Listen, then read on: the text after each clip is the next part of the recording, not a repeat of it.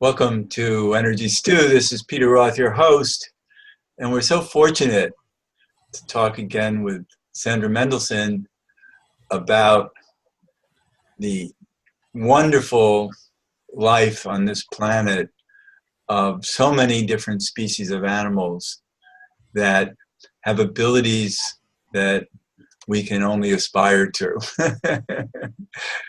They are so incredible and are able to talk with Sandra and have talked to her for a long enough time for her to have come out with her first book, We Walk Beside You, Animal Messages for an Awakening World. And there'll be more books to come. And Sandra, it's so exciting to hear what the animals are telling you and what you're offering to all of us of that wisdom. So thank you. You know what? I realize everybody, just the way I keep telling people, animals are unique souls. They're all at different levels, learning different lessons, like humans. Well, human interest in this topic also spans a very wide berth, if you will. People that are just like, I just want to know what my dog's saying, does he like his food? And other people like you that are really enthralled by the concept of animal consciousness and how these different species perceive and digest information, what their relationships are about, what their ethics, their codes of behavior are like, and how they emotionally or not respond to life. So it's exciting to be here because of your open-mindedness. Thank you. Well, I'm excited about what you're saying, for instance, how animals guide each other and teach each other, how the parents in every species train their young, and for different purposes and in different ways, but they do train them, right? Absolutely. In fact, a horse told me only humans have an incomplete foundation because we live in the life of the mind, which I'm sure you've heard that little ditty, only knows 1% of what's going on. Animals are taught how to use every one of their senses, how to read energy, how to get along with other species. As they've told me, we have our own, a leopard said, we have our own code of ethics. Courage is rewarded, and he meant, I haven't committed it all to memory, but it's different than human codes of ethics. And they also are very considerate of other species. They said, we will never trash a place, and if the other animals don't approve, we'll leave. So this is part of the things they teach. An orangutan came through beautifully talking about her babies and what motherhood means to her. She's like, if I haven't taught my baby wonder and joy, I haven't done my job. And she went on, yeah, right? She went on to say how, every mother has within her the ability to be a great mother, even if your own mom wasn't so great, So they also had a herd of horses up in Canada tell me everything is done by the apprenticeship system, if you will. The teacher-student learn by doing. They don't have to read a book. And so they said, whenever it's possible in your world, humans, have that teacher-apprentice so that you have that feeling inside of you, what it feels like to get it wrong, what it feels like to get it right, as opposed to try to learning everything with our heads in a book. But education is changing now that it's much more interactive. There are sirens outside my window right now, which is unusual. So it's really about, we can learn from them too. And through you, we can learn so much more to see that they do understand things, because so many people just think animals are just procreating and, they eat, and they procreate, and that's it, and sleep, and that's about it. They don't understand how much information they carry and share with each other. Well, that's why I'm looking around. Do you mind if can I read a passage from the book? Because I was talking with a jaguar. This one was one of the first channelings that completely blew the top of my head off because I couldn't, there's no way I could fathom this in advance. And this has to do with mating, repairing, and how they communicate. And I think it really goes against that. It's just instinct that we've been taught. So, right. Second, here we go. It was on the topic of partnership. And so I didn't expect a jaguar to get forward, but that's what I got. So it was pretty good. Here we go. What humans call instinct is much greater, more cosmic, if you will, in regard to partnership. Our relationships are preordained. We know what they are before they happen. Humans also have no idea that we communicate with our mate even when we're not together, through sound waves and mental waves of energy. I know how she is feeling, and if she needs me, I will be there. Humans think we mate and disappear. The body is not the important thing, where it goes and what it does. It is the thought stream and its flow that matter. Intention and meaning and connection are carried through a river of thought between beings, so we are always joined. As you have heard from the gorilla, we don't emotionalize the physical body, so mating with more than one partner does not dilute the strength of any connection. So remember, yes, we propagate the species to survive, but our energetic connections with each other have nothing to do with instinct. It is choice, and yes, you could call it love. In the grand sense of things, love for all things. Now, that is a jaguar's perspective. Again, I keep people like, well, have you spoken with every species in the world? No! This is just like little openings. They've only opened the door enough to hopefully make us start seeing things in a whole new way, and hopefully even absorbing some of the ways they do things, because it will, whether we're talking about death or we're talking about trying to control life versus going with the ups and downs and seeing the purpose for everything. They sound so spiritual. If you've read any spiritual texts, and everything is a reason for being, and it's all a lesson. And the animals really get that. They really do. And so that's how they can withstand yes, the way humans treat them. It does, yeah. And again, how they handle it is also a function of soul age. You know what I mean? Right. And I was just talking with somebody about CAFOs, about the animals, the pigs and the chickens that are in these factory farms, and that they can't live a life. And they don't. They don't have a real life, but they have, I would say their souls have chosen to sacrifice themselves for many reasons. One thing I remember reading about some years ago is that animals that are like farm animals and pets are the reason that they've chosen those lives for their species is that it helps maintain the species. Okay, look, we would like to make ourselves feel better and say the animals chose it, they know it, they're fine with it.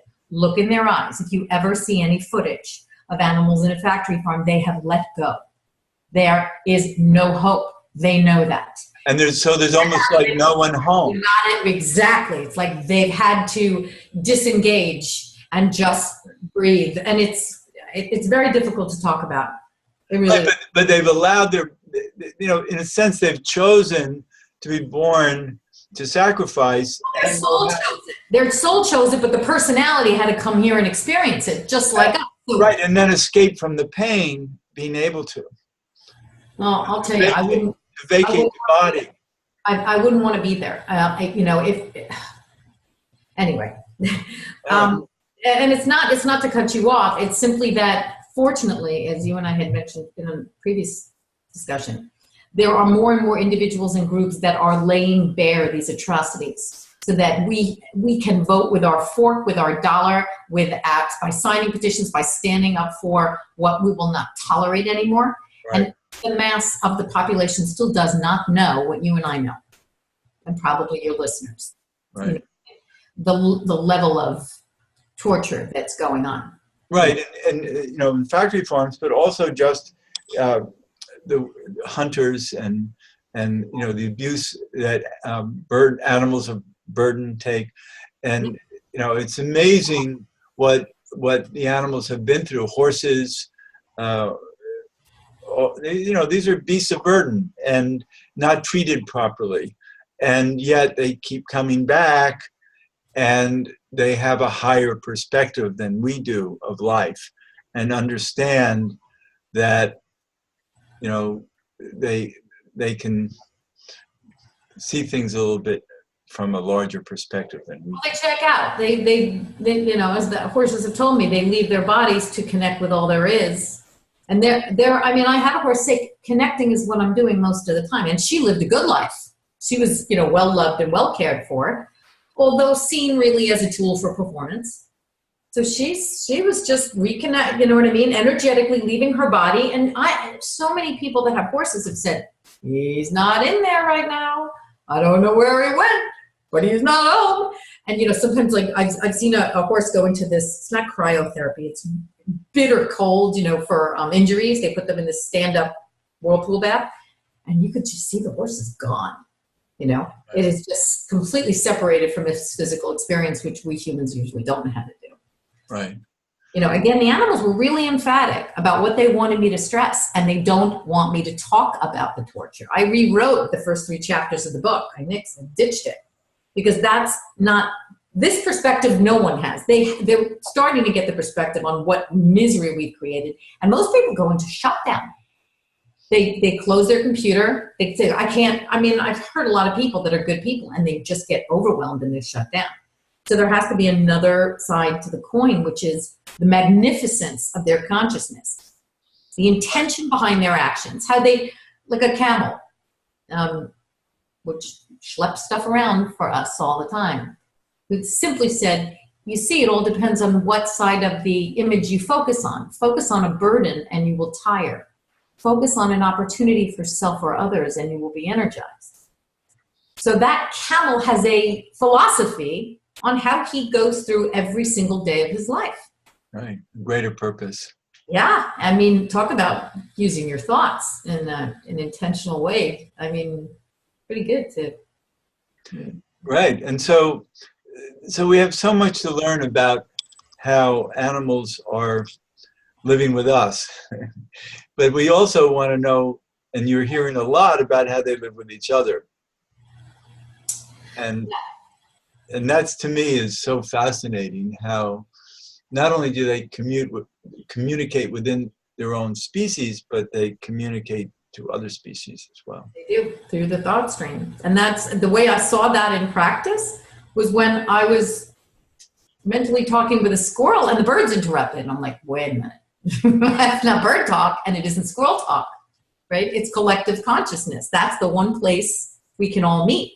So how did they get along with each other? Wow, so much to this. First of all, they see the web of life, that field that Lou McTaggart wrote about, that only humans can't see. So I would imagine that if we saw our thought go out and immediately ripple through this web and affect another person or another living being, we might sort of shift our behavior a little, because that's instant ramification. The animals stress that fighting is a rare event. Most of the time they live in peace. So when I was asking them about what causes fighting and, what would cause 2 swans to fight, 2 lions to fight, interestingly enough, the swans told me when one goes against what is meant to be, one goes to ego, because there is an acceptance that things are designed the way they are. Relationships are meant to be. So when one goes to ego, that causes fighting. Another thing they said is pollution causes neurological damage. And there's videos all over Facebook of swans literally picking garbage out of the water and putting it on the ground, the side on the ground. Wow. So pollution, obviously we know human abuse can cause aberration in behavior, and mental illness. You take a polar bear, you put him in a zoo, and his brain stops signaling with his environment, so it cannot function normally. I had to hear this from a blue whale. That can cause fighting, obviously. What about also like alpha males fighting each other for the females?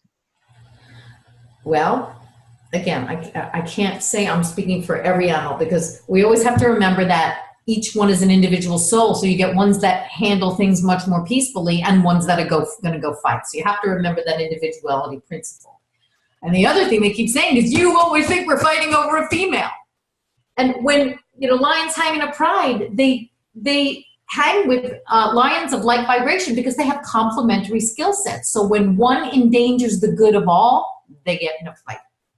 Okay. So one's really good at finding food. One's really good at negotiating disputes. Another one's really good at finding safe places. Another, things like that. They really don't allow for one to jeopardize the good of all. That causes a fight. Again, not always a fight over a female. Right, not always, but there are times when... sometimes it is. Yeah.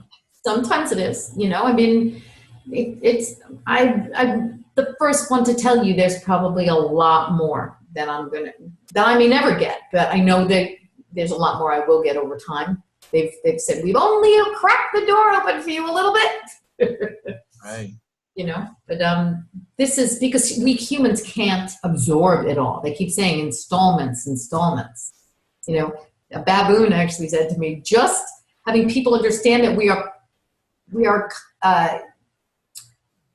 conscious beings with complex understanding of energy and the purpose of life and spirit is enough to send most people's heads reeling. Oh, and we are intentional beings, right? And I'm like, yeah, pretty much. Right. That's so wonderful, though. And we can just, realize, and I love all the information you got, because I can look out my window and see squirrels and understand that, there's so much more to their lives than we can even understand watching them. Well, I've been having fun with blog posts lately because the squirrels are my comic relief. So I had two great conversations. This one, we're chatting. I said, what's your name? Oh, I'm feeding him like blue diamond almonds. I ran out of the Costco almonds. So I'm saying, they're fancy. He goes, I like fancy. I said, what's your name? He said, Hamlet. Everybody knows Hamlet. Later he said, it's not really my name. I made it up because I heard you like that sort of thing. Woman placated by squirrel. So I said, do you have babies? He goes, nope. I'm still young, 6 months old. We know when it's time to have a family. Not my time yet. I said, what do you do in the meantime? He goes, what are you doing in the meantime? I don't see you with kids. I said, it didn't happen for me. He goes, tisk. So I asked him if his parents were alive. I thought this was so great. He said, one is, his mom's alive. Dad's not. He's a better mom. But we don't hang around her. After squirrels have a family, they hang with squirrels at the same stage of life. I'm like, how healthy is that? There's no obligatory Sunday dinner. I don't expect you to come over and fix my garbage disposal. I thought it was just wickedly cool. And then there was more funny stuff with that about, what should I tell scientists or behaviorists? He's like, well, from what I hear, they've already dumbed us down. So they only do simple experiments because they believe that's all we're capable of. I said, what should I tell them? He said, tell them we think like you do. And we have more ways of communicating and we don't need machines to do it. And then another one shows up and says, I soared through the air with the greatest of ease. I said, what? The daring young man, no flying trapeze. He goes, don't need one. Every day I push myself to greater and greater heights. I am a super athlete of the animal world. Others fall to their death, but not me. And I'm just like, I don't believe this. He's like, it's hilarious. And he's like, we have to train every day, even when we don't want to, or our leg hurts, because we still have to find our own food and take care of our family, so we can't dawdle. Wow. I want to ask you something, because what you mentioned is that here's a 6-month-old squirrel talking about Hamlet. Now, we know that this squirrel didn't go to school to learn about Hamlet. The web. Why would that come up in conversation? In the grid, man. Now, that is what is so fascinating. So they tell me, they read our thoughts, which is why they say if we knew what each other were thinking, we wouldn't talk to each other as humans. The caca that goes in our mind. Okay, so they read human thought. A lot of them take human names because they hear them in our heads. The first one I said was Max. He said, but you're wondering why I got a name. I heard it, and I liked it, so I kept it. human experience, animal experience, supposedly it's all in the grid. I mean, to me, this is wicked cool. Quantum field. So that's how they find out about music. I mean, and this was interesting. Every time this one squirrel and I went back and forth, and he's only singing music. I said, you're a throwback. Well, I saw the music from the 70s. I said, don't you like popular music? He said, to be honest with you, I don't hear it. Your devices shut us out. The earbuds block their ability, I don't know how, to tune into our thoughts. And I didn't know that. I thought, an earbud, no biggie. Apparently, it's an impediment to all the stuff they get from humans. So can they find out about Hamlet and technology? And yeah. It's just all in the universal computer. Yeah, or in our thoughts. Right. Nor do their minds process it in, I have to learn this and I have to be smart at Hamlet. And, it's like, no, they're just absorbing something and they get a kick out of it. I bet they have no anxiety over learning and it just goes right in, right? There's no beautifully put, right? They don't have to get a grade. No one's putting pressure on them. And unlike humans, they don't beat themselves up if they miss a concept or two. Right. So, yeah. Yeah, so they just, concepts rub off on them and they go, that's cool, I'm going to remember that. I keep trying to tell people because they can hear, they love the book and it makes me feel so happy because we do need the kind of upbeat, hopeful messaging that we're getting from the animals that's in the book. But I say, look, do an experiment. Do the squirrel experiment. Next, most squirrels are going to run away from you, as well they should. They've gotten used to humans. But there was still an opening for the occasional person who, quote, is trying to be more than they are. So that next time you see a squirrel that doesn't immediately run away from you, with your mind, not your mouth, say good morning or good afternoon. It's lovely to see you here. I hope you have a beautiful day. And the squirrels will go, huh? Wow. And not just this happened over and over again. I go, they're hearing me because they're not moving. 15 minutes will go on. Like, I got to go. My dog has to pee. But they hear your thoughts. And all of a sudden, you're now directing your mind towards them. I asked them, why couldn't I understand all the chirping and stuff? They said, we save the vocalizations and the body movements for each other. We have to angle our minds toward you. Interesting. So I have these trees outside my windows with squirrels, and birds all kind of coming around on these branches. And yet I'm in this room, but I can still transmit my messages to them that far away, right? Yeah, I think it's really a function of whether or not they're tuning into you. But if I'm projecting, have a good day, I'm glad to see you, maybe they'll pick up some of that. Well, you'll know when a squirrel is paying attention. I mean, when that squirrel is angling towards you, is looking at you, you know he's paying attention. And they really are mince no words when they're like, look, we've got busy lives. Because I was like, how come I haven't heard from you? We're like, hey, look, just because you haven't heard from us in a few days, or because we don't come running up to you and eating directly out of your hand, doesn't mean we don't trust you. We're busy. We're tending our children, warning and protecting, flying through the air. That's great. So we shouldn't have expectations, unnecessary expectations. Well, you know what? You just hit on one of the major number one blocks to connecting with animals. And I have this on my blog post, how to start connecting with animals. If you just go to smendelson.com, you'll see, the blog post, and it explains the kind of state we need to be in. You need to be in your heart space. Humans trying to force something, not going to work. Expectations, not going to work. Why? Because when you're striving, you can't receive. That's like when you're with horses, sometimes it's good just to sit down and be present. There you go. And they'll come over to you. With any animal, trust has to be built over time. They've had every reason in the world not to trust humans. So right now I've got about 11 squirrels that come for breakfast way too routinely. But it took a while for them to trust me and gather and realize I wasn't going to go travel to feed them anymore. This is, Info Central here, chez moi. Okay. And they know when my dog comes out, he's not going to chase them because I won't allow it. And so they'll still be right there on the ground. They don't run away. So, you really do have to get out of the typical human mindset that I'm going to make this happen. It's going to be in my time frame. I want, I need, I have to have. It's just be with them. Leave your earbuds at home. Right. So moving forward into a future with animals, we just have to be responsible for ourselves in our authenticity and our ethics, and allow them to be themselves.